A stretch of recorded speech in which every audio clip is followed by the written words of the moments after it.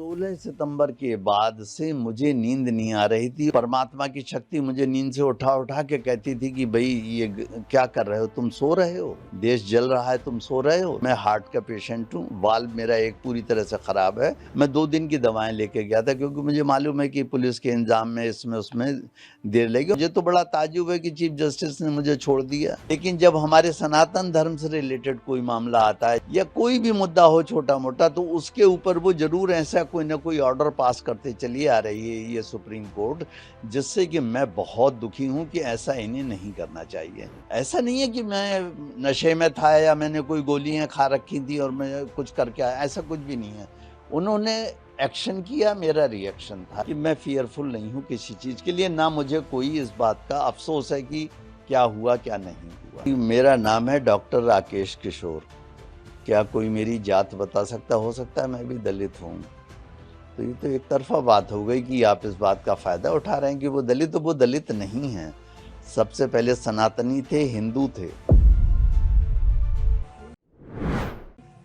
Sir, मेरा पहला सवाल आपसे है कि जिस तरह से कल सुप्रीम कोर्ट में घटना हुई, क्या कहेंगे सर, ऐसा क्या हुआ कि आपको?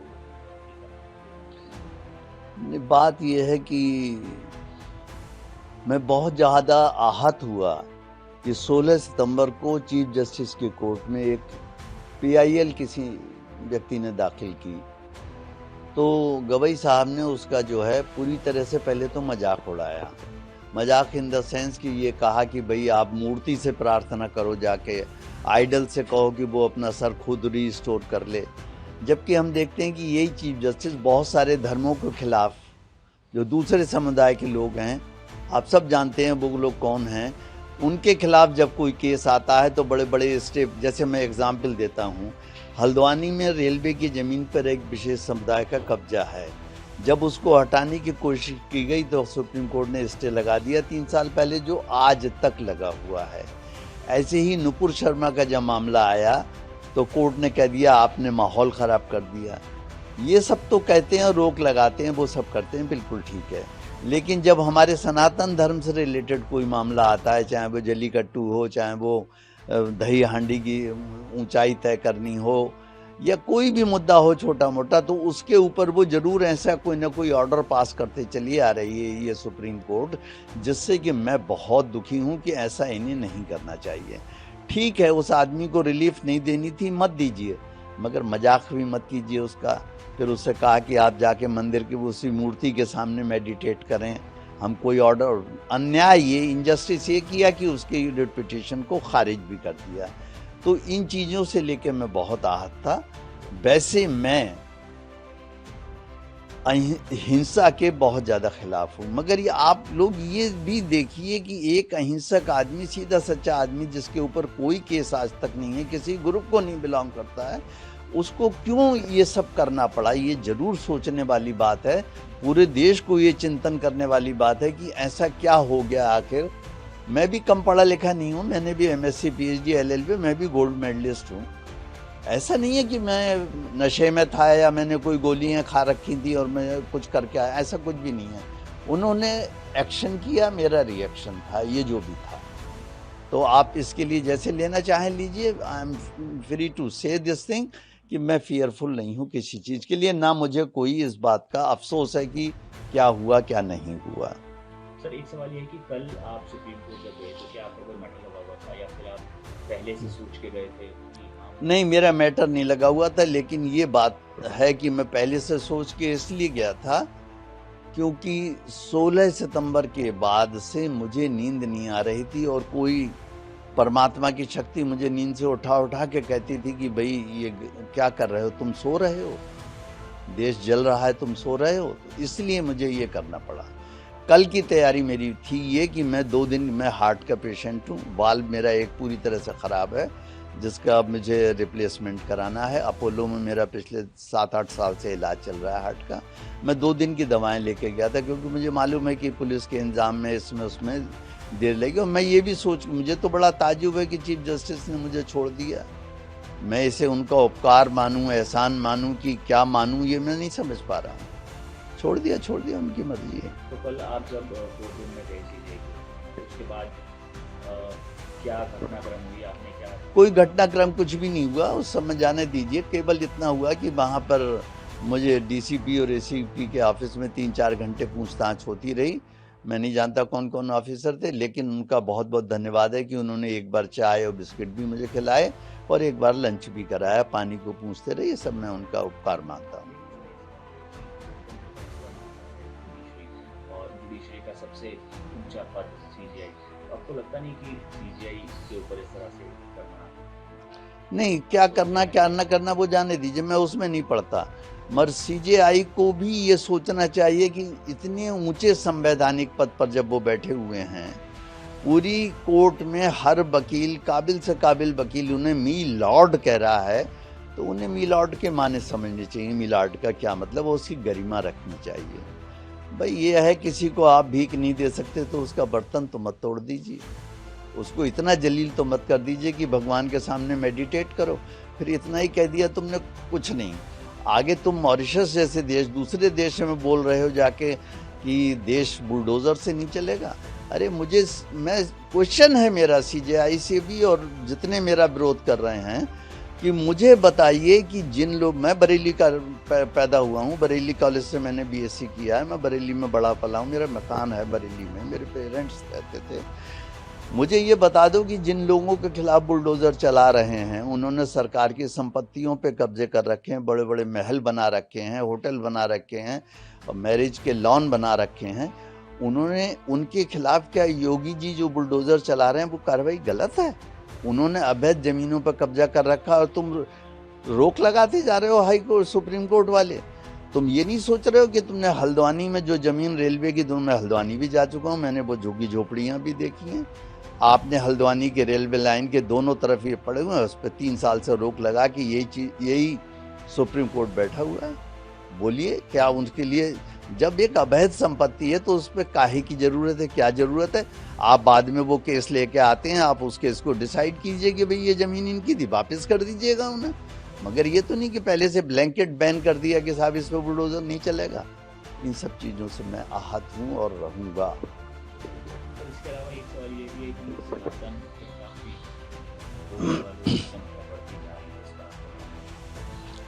नहीं, अब बात ये है कि भाई हजारों साल हम सबके गुलाम ही रहे, जो छोटी छोटी कौम आई वो हम पे राज करके चली गई, वो केवल इसलिए क्योंकि हम हमेशा बहुत टॉलरेंट रहे, आज भी हम टॉलरेंट हैं। लेकिन जब हमारा अस्तित्व खतरे में है तो मैं चाहता हूं कि सनातनी कोई भी चुप ना बैठे, घर में कुछ ना कुछ जो जिस स्तर पे कर सकता है वो करे।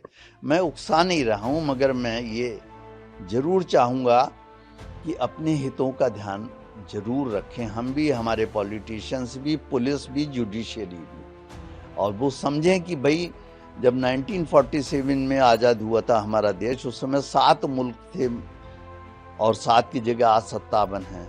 हम एक थे, उसमें से भी आधा इधर दे दिया, आधा उधर दे दिया, अब आधा फिर बंटने वाला, फिर हम पे क्या बचेगा? हम कहाँ भागेंगे? मेरा ये तर्क है उसके पीछे। एक सवाल ये सर कि पुलिस ने तो एक्शन नहीं लिया लेकिन अब बार काउंसिल जो है वो कहीं ना कहीं एक्शन ले सकता है। नहीं, बार काउंसिल ले नहीं सकता, बार काउंसिल ने ले लिया। कल ही मेरे पास हार्ड कॉपी आई है, मैं आपको दिखा भी सकता हूँ, मेरे पास ही थी अभी, जरा सा उठाइएगा, उधर रखिए। हाँ, ये मैं लेटर अपना दिखा रहा हूँ, ये मिस्टर मन्नान जो हैं वहाँ पर, ये सेक्रेटरी हैं इसके, और ये इन्होंने जो है ये पूरा ऑर्डर निकाल दिया। अब आप इसी ऑर्डर में केवल इसकी मेरी एक बात सुन लीजिए, एडवोकेट एक्ट जिसके अंतर्गत मुझे सस्पेंड किया गया है, उसका सेक्शन 735 पढ़ लीजिए। उसमें लिखा हुआ है कि जब भी कोई कंप्लेंट आप पे आती है, अव्वल तो कोई कंप्लेंट आई नहीं, या आप सुओ मोटो ले रहे हैं एक्शन, तो उस मैटर को आप एक डिसिप्लिनरी कमेटी बना के दे दीजिए, वो हमें नोटिस देगी, हम उसका जवाब देंगे। ये इसे कहते हैं प्रिंसिपल ऑफ नेचुरल जस्टिस। अब आप देखिए क्या कमाल है, इतने बड़े जिसे आप कहते हैं बार काउंसिल, उसने इन नियमों का उल्लंघन कर दिया मेरे मामले में। उन्होंने मुझे कोई नोटिस नहीं दिया, कोई डिसिप्लिनरी कमेटी नहीं बनाई, एक ही आदमी ने ऑर्डर भेज दिया कि सस्पेंड हो गया आप, और अब आप कहीं प्रैक्टिस नहीं कर सकते। बताइए, कमाल की बात है, मेरे केस लगे हुए हैं जिनसे मैंने फीस ली हुई है, मुझे उनकी फीस रिटर्न करनी पड़ रही है। सवेरे ही एक सज्जन आए थे, अपनी फाइलें ले गए, जिन्हें मैं छोड़ के आ रहा था, आपने देखा था, और बड़ा सा बैग था, फाइलें थी, और उन्होंने कहा साहब पैसे में, जी मुझ पे आज थे नहीं पैसे।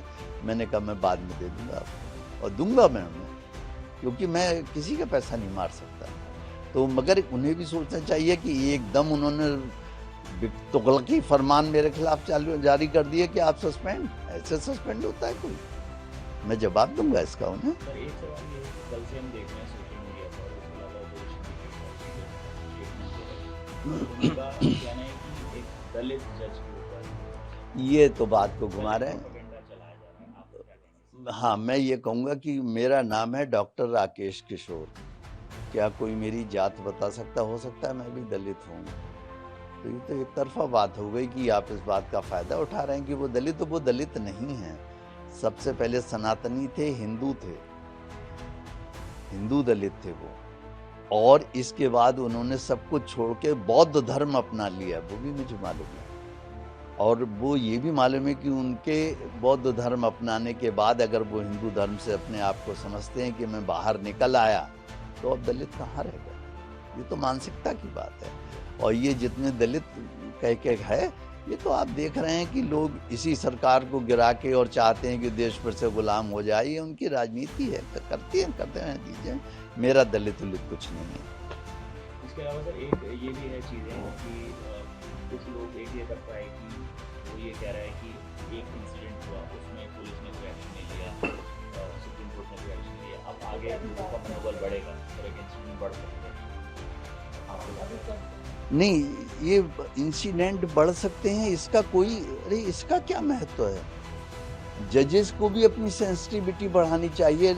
लाखों करोड़ों केस पड़े हुए हैं, पेंडिंग हैं, क्यों पड़े हुए हैं? मैं आपको एक छोटा सा एग्जाम्पल और देता हूँ। एक मेरे फ्रेंड है, उनका कड़कड़डुमा कोर्ट में मोटर व्हीकल एक्ट का चल रहा है केस। एक्सीडेंट हो गया था, और कब?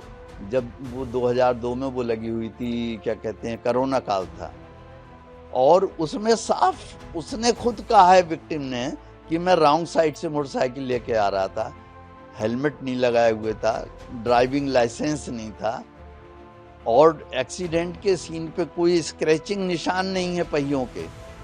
जब मैंने जज की पिछली बार मैं गया उनकी अदालत में, मैंने कहा हुजूर ऐसे, तो उन्होंने कहा आप क्या चाहते हैं मैं अभी केस ख़त्म कर दूं?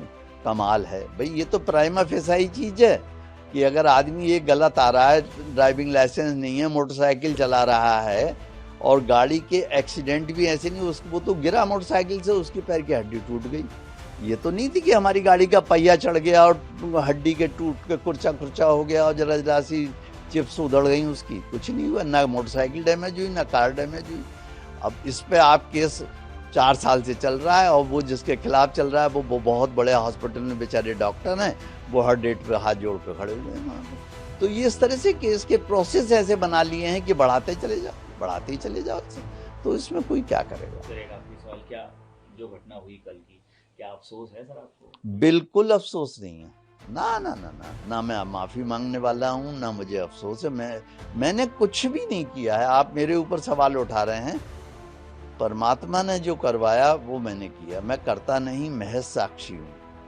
वो उसने करवाया, उसकी इच्छा पूरी हो, उसकी इच्छा होगी कि मैं जेल जाऊं या मुझे फांसी लगा दी जाए या मुझे मार दिया जाए, तो वो परमात्मा की इच्छा है। मैं कहता हूँ वो परमात्मा की इच्छा पूरी हो।